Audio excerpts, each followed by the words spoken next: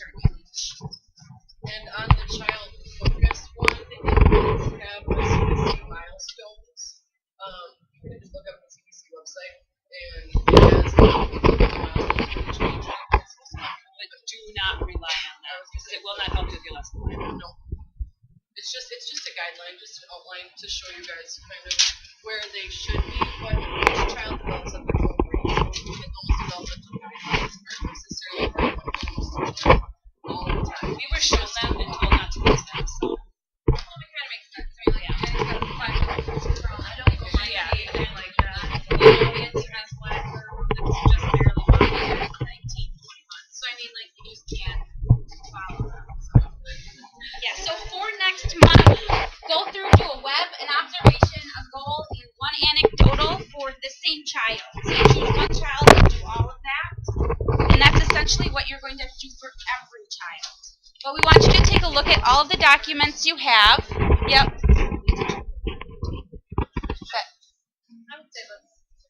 February. Yeah, I guess who knows when the lead teacher meeting will be. Yeah, just let us know. Yeah, don't see me. I'm busy. Each classroom has their own tub.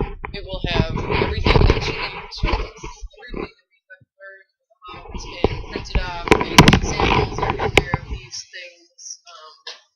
So that will help you guys. It's got some nice literature, and eventually there'll be a binder in there, right? To every We have the single binders. We have to get everything. So essentially, when people are doing child portfolios, usually it's like one ginormous set of binders for each child. But with Life Cubby, we're hoping to make this a lot simpler.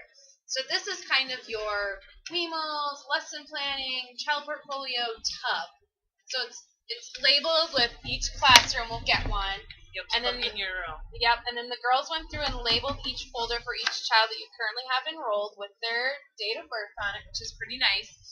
We'll have a checklist that will go in there so you'll know, like, okay, I did this observation, I did this sample record, this is the last time, this was their goal. So it's just basically a quick guideline for you. So it should all be pretty much in Life Cubby.